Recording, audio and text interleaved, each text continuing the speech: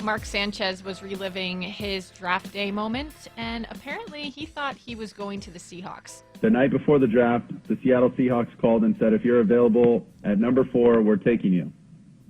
So I was like, dude, I'm set. Good. I'll go to Seattle because we knew Stafford's going 1 to Detroit. Boom, 2 and 3. I forget who they were. I want to say maybe the Rams or somebody. And 4 was going to be Seattle. So 4 comes and goes. With the 4th pick in the 2009 NFL Draft, the Seattle Seahawks select linebacker from Wake Forest, Aaron Curry. And I was like, what?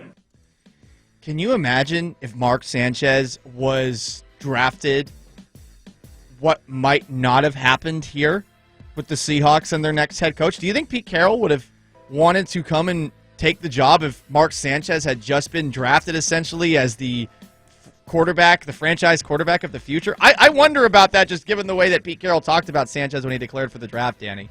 There was tension there. That's also, Pete has tended to be pretty aggressive in pushing players to come back to school. Taylor Mays, I know that Lofa Tupu, who left early, there were not hard feelings, but Pete tends to worry that they're doing themselves a disservice by coming out too soon, even when, like in Lofa's case, it really worked out for him. I've never heard that before. I have heard that if Seattle didn't take Curry or Curry was gone there, that they would have taken Aaron Mabin, who was a defensive lineman from Penn State, who I think become an artist. 10th to the Bills and was an even worse NFL player than Aaron Curry, and really would have been a reach. Also, No Sean Moreno was available in that draft, and that was someone that Seattle was said to be high on. I've never heard that Seattle was close to drafting Sanchez. That doesn't mean it's not true, but, I mean, and one of the...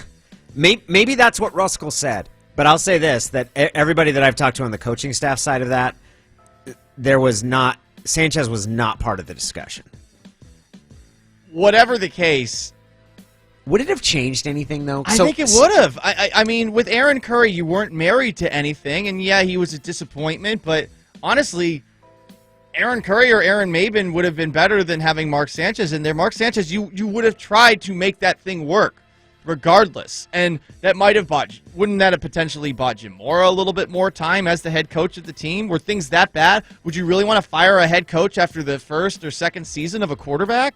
Stuff was pretty jacked up then. I know, but that's what would have been so crazy about it. If you draft a quarterback, all of a sudden you give everybody a little bit of extra time. That's true.